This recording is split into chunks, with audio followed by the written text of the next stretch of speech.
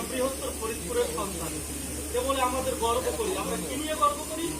আমরা গর্ব করি আমাদের প্রভু জগন্নাথ সুন্দর আছে, শ্রী শ্রী হরিচাঁদ ঠাকুর ঠাকুর আছে, গণেশ বাবুল আছে, আমাদের প্রণব মঠের স্বামী প্রণবানন্দজি আছে, এরকম ভাবে জগদীশ চন্দ্র আছে, এরকম ভাবে অনেক অনেক রাম ঠাকুর আছে, বলতে গেলে শেষ হবে না।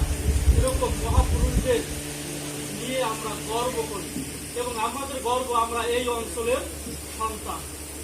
কিন্তু এই গর্বটুকু করে আমাদের কি হবে? আমাদের কিন্তু শুধু গর্ব করে কোনো কল্যাণ নেই। আমাদের ধর্মেরও কল্যাণ নেই, আমাদের সমাজেরও আমাদের সমাজের উন্নতি হবে কিভাবে? আমাদের ধর্মের উন্নতি হবে কিভাবে? এই যে আমরা আজ সেসব সন্তানকে আমরা আজকে দেবতুল্য ভগবান তুল্য বলে স্বীকার করছি এবং পূজা করছি, যদি আমরা এখানে বলা হয়েছে আজকে ভক্ত নেই, ভক্ত নেই এ কথাটা না, আজকে যারা আছে তারাই প্রকৃত। এবার তাহলে এই ভক্ত যারা আছে, যদি আমাদের এই সব সন্তানদের মধ্য থেকে, এই সব ঘরের মধ্য থেকে যদি একটা আলো চলে, অন্ধকারের মধ্যে যদি একটা আলো চলে, তবে ওই আলো থেকে সে অন্ধকার দূরীভূত হবে, হয়ে পরে সে আলোয় আলোকিত হবে, তখন দেখবো যে ওই একটি শলাকা থেকে আরো হাজার শলাকা জ্বললেও তার আর কোনো ভয়। তাহলে কি করতে হবে? দেখবেন আমরা সন্তানদেরকে কি করি, আমরা মেশিন বানানোর চেষ্টা করি। কিরকম মেশিন? তুমি শিক্ষিত হও, তুমি ডাক্তার ইঞ্জিনিয়ার এই সেই অনেক বড় হও, হয়, কিন্তু তারপরে কি হয়? দেখবেন সন্তানকে শুধু যত প্রাতিষ্ঠানিক বেশি শিক্ষায় শিক্ষিত করা হয়, কিছুদিন আগে একটা লেখায় পড়ছিলাম, সন্তানকে যত শুধু প্রাতিষ্ঠানিক শিক্ষায় শিক্ষিত করা হয়, ওই সন্তানটি ততই পিতামাতার কাছ থেকে দূরে সরে। কিন্তু ওই সন্তানই পিতামাতার কাছে থাকে, সেই পিতামাতা তার সন্তানকে প্রাতিষ্ঠানিক শিক্ষায় শিক্ষিত করবেই বটে, সেই সাথে অবশ্যই ধর্মশিক্ষা এবং নৈতিক শিক্ষায় শিক্ষিত করতে পারে, তবে ওই সন্তান কখনোই পিতামাতাকে ছেড়ে যায় না, যেতেও পারে না। কথা বলতে গেলে কষ্ট হয়, বুকের মধ্যে বিধি। কেন বিধি? আমার অঞ্চলে এগুলো বলতে চাই না, বলতে ইচ্ছা হয় না।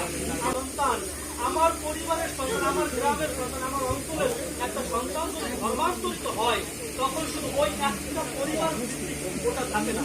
দেখবেন কি হয়, একটা ইন্টারমিডিয়েট পড়ুয়া মেয়ে সে অন্য ধর্মে ধর্মান্তরিত হয়ে যাচ্ছে। কি করা হয়?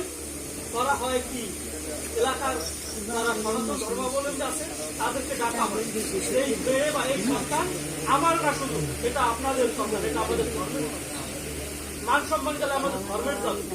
এখানে কি বিচার করা উচিত করে? কেন শুধু প্রাতিষ্ঠানিক শিক্ষা দেওয়ার সময় মনে ছিল না এই সন্তানকে আমার ধর্ম শিক্ষায় শিক্ষিত করতে হবে? এখন কেন আমি ধর্মের তো হয়, আমি আগে থেকে কেন এই সন্তানকে শিক্ষায় শিক্ষিত করি না? একবার কি আমরা নিজের বিবেকের কাছে প্রশ্ন করি না? এর থেকে আসলে সত্যিকার অর্থে এর থেকে জ্বালা যন্ত্রণা আর হয় না।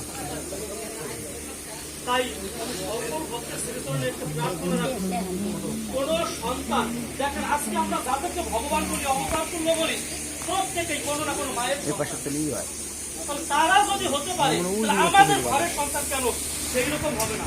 আমি বিবেকানন্দ বলেছে, এই মানুষ পশুত্ব থেকে মনুষ্যত্ব অর্জন করতে পারে, আর এই মনুষ্যত্ব অর্জন হইলে পরে সে দেবত্ব পর্যন্ত অর্জন করতে পারে। এই মানুষই পশুও হয়, এই মানুষই দেবতা হয়, এর বিকল্প আর কিছুই নয়। তাহলে আমরা যদি চেষ্টা করি আমাদের সমাজের একটা আলো একটু জ্বালাবো, আমরা কি পারি না? অবশ্যই পারি। কি করতে হবে? শুধু আমাদেরকে সচেতন হতে হবে, আমাদের নিজেদেরকে জাগাতে হবে। ভগবান কখনো ঘুমাইয়ে থাকেন না, ভগবান সবসময় জেগে আছে।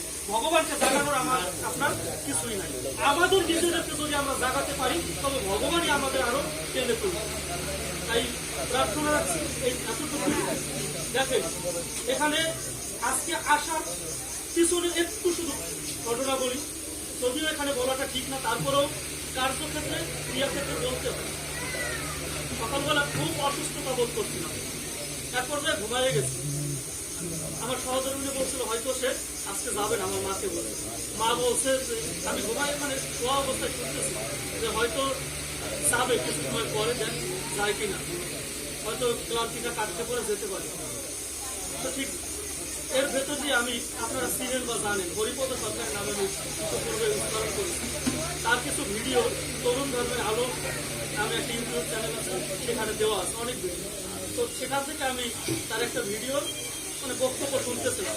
সেখানে বলা হচ্ছিল যে যদি কোনো আত্মীয় স্বজন তার বাড়িতে যায় বা কোনো বাড়িতে যায়, গৃহে যায়, তবে সে কিছু না কিছু নিয়ে যাবে। হয় সে মিষ্টি নিয়ে যাবে, মিষ্টি না পারলে বিস্কুট নিয়ে যাবে, না হয় চানাচুর নিয়ে যাবে, কিছু না কিছু নিয়ে যাবার চেষ্টা করে, আর না হয় কিছু না পারলে সে খালি হাতেই যাবে। কিন্তু কোন ভক্ত যদি এইরকম একটা বৃন্দাবনে উপস্থিত হয়, তখন ওই ভক্ত কখনোই খালি মুখে আসে না। কি নিয়ে আসেন? এসেই দেখলাম ভগবান শ্রীকৃষ্ণের উপনিসৃত বাণী শ্রীমদ ভগবত গীতা পাঠ হচ্ছে, শ্রীমদ ভাগবত পাঠ হচ্ছে, কীর্তন হচ্ছে, চৈতন্য চরিতামৃত পাঠ হচ্ছে, ভগবানের কথা হচ্ছে। তাহলে ভক্ত কি নিয়ে আসবে? অমৃত সুধা নিয়ে আসবে।